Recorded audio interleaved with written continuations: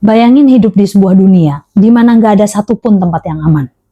Tempat di mana senyuman rekan kerja itu adalah topeng kelicikan, pesan teks yang terlambat dibalas itu adalah bukti pengkhianatan, dan bahkan kalimat "aku menyayangimu" itu terdengar seperti awal dari sebuah jebakan manipulasi. Bikin capek? Pasti.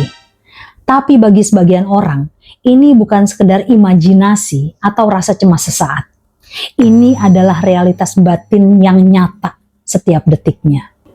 Halo sahabat, kembali lagi sama Kak Erni di segmen Psikologi Gangguan Kepribadian. Ruang bertanya tanpa takut dihakimi, boleh nggak tahu tanpa malu mengakui, dan belajar tentang rumitnya pikiran manusia tanpa harus punya gelar psikologi.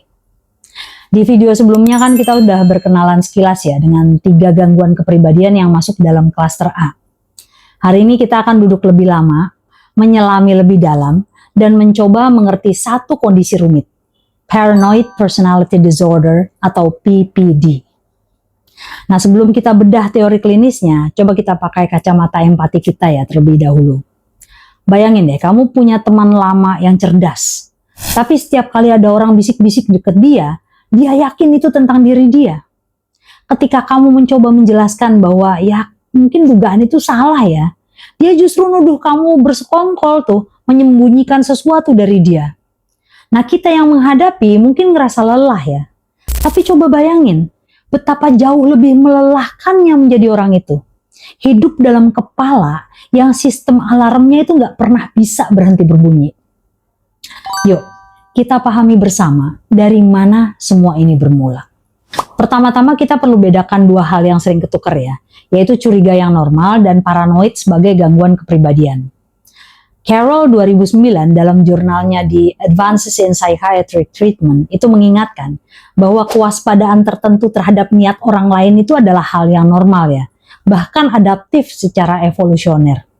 Sebuah studi di Selandia Baru itu menemukan bahwa 12,6% partisipan menunjukkan setidaknya beberapa fitur paranoid. Hampir separuh mahasiswa Amerika itu pernah juga melaporkan pengalaman berpikir paranoid dalam hidupnya. Jadi kalian yang sesekali bertanya-tanya, apakah seseorang itu benar-benar tulus ya? Itu bukan berarti kalian punya gangguan kepribadian paranoid ya. Yang membedakannya itu ada 3 hal nih. Pertama, intensitasnya. Pada PPD, kecurigaan itu nggak sesekali muncul, tapi hampir selalu hadir, hampir pada semua orang, hampir di semua situasi. Yang kedua, fleksibilitasnya. Orang dengan kecurigaan normal itu bisa mempertimbangkan kemungkinan bahwa prasangkanya salah. Pada PPD, keyakinan itu sangat kaku tuh, dan sangat sulit digoyahkan bahkan oleh bukti yang jelas. Yang ketiga, dampaknya.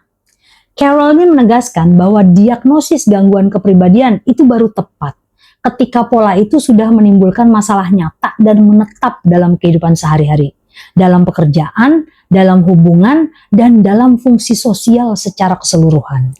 Lalu apa aja nih yang secara klinis itu disebut sebagai tanda-tanda PPD ya? Jane dan Torrico 2024 dalam State Pearls itu merangkum kriteria DSM-5-TR untuk PPD. Seseorang itu dapat didiagnosis PPD jika menunjukkan setidaknya 4 dari 7 tanda berikut yang sudah berlangsung sejak awal masa dewasa dan muncul di berbagai konteks kehidupan. 1. Mencurigai tanpa dasar yang cukup bahwa orang lain itu sedang mengeksploitasi, menyakiti, atau menipu dirinya. Yang kedua, terobsesi dengan keraguan yang tidak berdasar tentang loyalitas atau kejujuran orang-orang di sekitarnya. Yang ketiga, enggan ya, nggak mau mempercayai orang lain karena takut informasi yang dibagikan itu akan digunakan untuk menyakitinya. Yang keempat, membaca makna merendahkan atau mengancam dari komentar atau peristiwa yang sebenarnya netral. Kelima, menyimpan dendam dalam waktu yang sangat lama dan sulit memaafkan. Keenam, merasa diserang atas reputasinya bahkan ketika nggak ada yang menyerangnya dan bereaksi dengan kemarahan yang cepat. Yang ketujuh, berulang kali mencurigai kesetiaan pasangan tanpa alasan yang jelas. Yang perlu digarisbawahi seperti yang Jane dan Torrico tegaskan, semua tanda ini nggak boleh terjadi hanya dalam konteks skizofrenia, gangguan bipolar, atau kondisi psikotik lain. Karena PPD ini adalah kondisi tersendiri yang berbeda dari psikosis. Sekarang coba kita lihat gimana semua ini terasa dalam kehidupan nyata ya. Vyas dan Khan 2016 dalam jurnalnya tentang PPD yang dipublikasi di The American Journal of Psychiatry Residence Journal itu mendokumentasikan kasus seorang pria berusia 65 tahun ya. Kita sebut saja Mr. J yang dibawa ke unit gawat darurat karena kekhawatiran psikosis tuh. Sejak kontak pertama dengan psikiater, Mr. J ini sudah merasa bahwa staf rumah sakit itu berlawanan dengannya gitu. Dia bersikap defensif, menghindar, terus berulang-ulang berkata, "Anda nggak perlu tahu," gitu. Nah, ketika kondisinya memburuk dan dia harus dirawat secara involunter, dia mengancam tuh akan menuntut dokter yang merawatnya karena menahan dia tanpa izin. Selama 15 hari pertama perawatan, dia menolak obat, menolak bicara dengan hampir semua anggota tim, dan hampir semua pembicaraannya itu berputar di sekitar masalah hukum dan perasaan bahwa dia itu sedang diperlakukan secara ilegal. Tapi di balik semua itu, ada sisi lain tuh yang terungkap perlahan ya. Putrinya sendiri menggambarkan bahwa ayahnya ini seseorang yang selalu aneh dan gak percaya. Ya. Sejak lama, Mr. J ini sudah terasing dari sebagian besar keluarganya. Sudah lama memegang keyakinan bahwa orang-orang di sekitarnya itu bermusuhan dengannya. Dan sudah lama juga menyimpan dendam yang gak selesai-selesai. Jadi ini bukan cerita tentang orang jahat ya, tapi cerita tentang seseorang yang sudah sangat lama hidup dalam sistem alarm yang gak pernah mati. Nah, kira-kira dari mana semua ini berasal? Jane dan Toriko 2024 itu menjelaskan bahwa etiologi atau penyebab PPD ini bersifat multifaktorial, artinya tidak ada satu penyebab tunggal. Ada setidaknya 3 jalur yang saling berinteraksi. Pertama itu faktor biologis dan genetik ya. Studi menunjukkan bahwa gangguan kepribadian klaster A, termasuk PPD, itu lebih sering ditemukan pada kerabat biologis individu dengan skizofrenia. Ada juga temuan bahwa interaksi antara riwayat kekerasan di masa kecil dengan varian gen tertentu itu dapat memengaruhi perkembangan PPD. Selain itu, kondisi medis yang merusak neuron seperti cedera kepala, gangguan cerebrovaskular atau epilepsi itu juga bisa berkontribusi pada perubahan kepribadian yang serupa. Yang kedua, faktor temperamen. Ya. Jane dan Toriko itu menjelaskan bahwa individu dengan PPD itu cenderung memiliki harm avoidance yang tinggi, yaitu kecenderungan kuat untuk menghindari situasi yang dianggap berbahaya atau nggak pasti, serta novelty seeking dan reward dependence yang rendah, yang berarti mereka itu nggak terdorong untuk mencari pengalaman baru atau koneksi sosial. Yang ketiga, faktor lingkungan dan pengalaman hidup. Dan ini yang akan kita bahas lebih dalam ya. Husna 2024 dalam jurnalnya yang berjudul Causal Dynamics of Paranoid Personality Disorder itu melakukan studi kasus mendalam pada seorang pria berusia 29 tahun dengan PPD ya. Dan temuannya ini menggambarkan dengan sangat jelas bagaimana pengalaman hidup itu membentuk paranoia. Subjek dalam penelitian ini mengalami 2 hal besar nih sejak masa kecilnya. Pengasuhan yang keras dan pengalaman bullying yang panjang. Jadi ayahnya ini mendidik dengan cara yang sangat otoriter ya, termasuk kekerasan fisik. Yang memperparah segalanya, adiknya itu tidak diperlakukan dengan cara yang sama. Sehingga subjek ini tumbuh dengan keyakinan inti bahwa dirinya selalu diperlakukan gak adil. Bahwa dia gak pernah benar-benar berharga di mata orang-orang terdekatnya. Di sekolah, bullying itu dimulai sejak TK dan terus berlanjut sampai SMA. Bahkan ketika dia pindah ke sekolah baru di kota yang berbeda. Setiap kali dia mencoba cerita ke orang tuanya, nggak ada yang percaya. Setiap kali dia mencoba terhubung, dia ditolak. Jadi Husna ini menyimpulkan bahwa pengalaman-pengalaman yang berulang ini membentuk apa yang disebut sebagai skema kognitif negatif, yaitu keyakinan yang sangat dalam dan sangat menetap bahwa dunia sosial ini adalah tempat yang berbahaya. Bahwa orang lain pasti punya niat jahat dan bahwa satu-satunya cara bertahan itu adalah dengan selalu waspada. Carroll 2009 menambahkan penjelasan yang sangat berguna tuh tentang bagaimana paranoia ini kemudian menjadi siklus yang sulit diputus. Dia menggambarkan apa yang bisa kita sebut sebagai spiral paranoid yang meningkat. Jadi seseorang dengan PPD itu cenderung menarik diri secara sosial karena dia merasa nggak aman tuh. Tapi karena menarik diri, mereka kehilangan kesempatan untuk mendapat umpan balik sosial yang bisa mengoreksi prasangka mereka. Nah, isolasi itu membuat keyakinan paranoid itu semakin menguat tanpa ada yang menantangnya. Ketika mereka akhirnya terlibat dalam interaksi sosial, mereka datang dengan postur hipervigilansi dan kecurigaan yang terbaca oleh orang lain.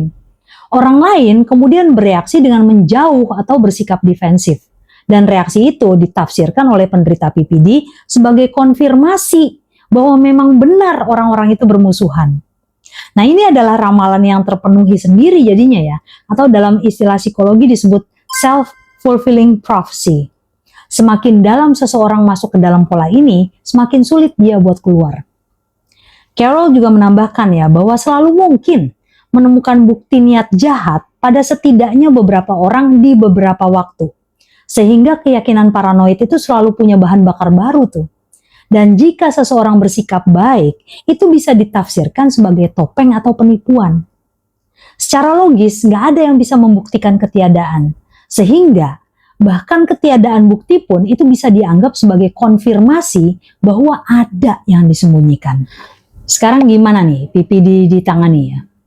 Jadi Jane dan Torrico 2024 dan Vyas dan Khan 2016 itu sama-sama menegaskan bahwa saat ini nggak ada obat yang disetujui secara resmi tuh untuk PPD. Dan belum ada uji klinis juga yang secara spesifik itu berfokus pada kondisi ini. Tapi bukan berarti nggak ada yang bisa dilakukan ya.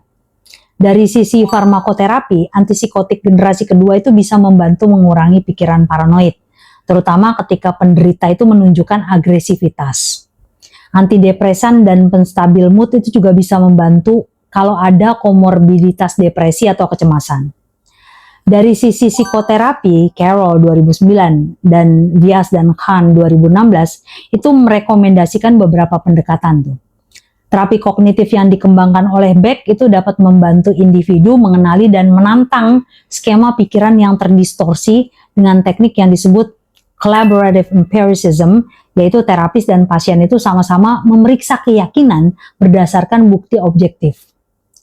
Terapi psikodinamik itu bertujuan membantu pasien menggeser persepsi tentang sumber masalah dari luar ke dalam.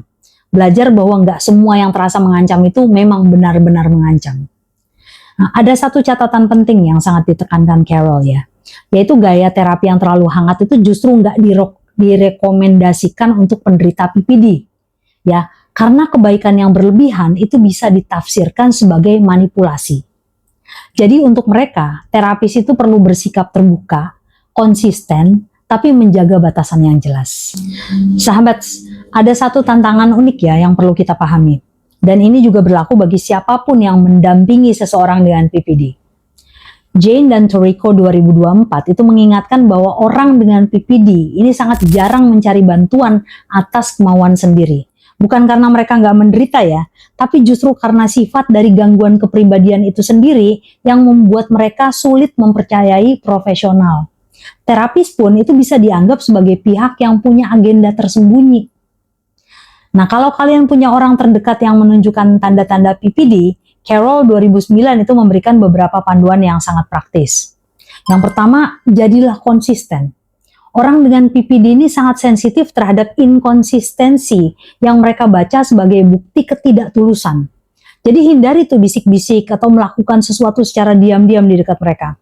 Jangan mencoba memaksa atau memanipulasi mereka untuk mencari bantuan, karena itu justru akan memperkuat keyakinan paranoid mereka. Kedua, yang paling penting nih, jaga diri kamu sendiri juga.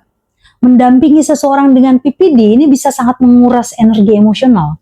Kamu nggak bisa membantu siapapun kalau kamu sendiri sudah kehabisan. Vyas dan Khan itu menambahkan bahwa prognosis PPD itu memang cenderung kronis ya. Tapi dengan intervensi yang tepat dan dukungan yang konsisten, kualitas hidup penderita bisa meningkat secara signifikan. Jadi sahabat, paranoid personality disorder itu bukan tentang seseorang yang sengaja memilih untuk menjadi egois atau nggak mau percaya gitu. PPD ini adalah sebuah kondisi medis di mana sistem pertahanan di dalam kepala seseorang itu terkunci pada posisi bahaya. Dia dibentuk oleh luka masa kecil yang mendalam, kerentanan biologis, dan lingkaran setan interaksi sosial yang tanpa sengaja terus mengonfirmasi ketakutan mereka. Seperti yang diingatkan oleh Carol dalam jurnalnya, punya kewaspadaan tertentu terhadap dunia luar itu normal ya, bahkan menyelamatkan kita. Tapi ketika kewaspadaan itu berubah jadi satu-satunya kacamata untuk melihat seluruh dunia, ketika nggak ada lagi ruang tersisa untuk sebuah ketulusan, disitulah penderitaan itu berakar. Maka mereka yang terjebak di dalamnya itu nggak butuh penghakiman kita. Mereka butuh uluran tangan yang stabil. Kalau dari pembahasan kita hari ini, kamu mengenali tanda-tanda ini pada diri kamu sendiri, atau pada seseorang yang berharga dalam hidup kamu, ingat bahwa menyadari itu adalah langkah pertama menuju penyembuhan.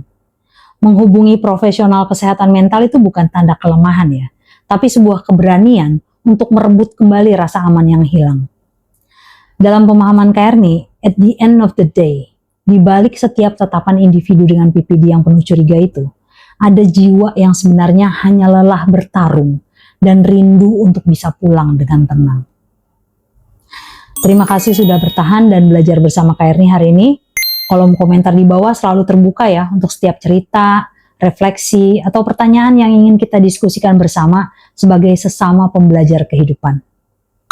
Sampai jumpa di pembahasan berikutnya. Tetap jaga kesehatan mental dan yuk kita terus saling menguatkan. Love you all.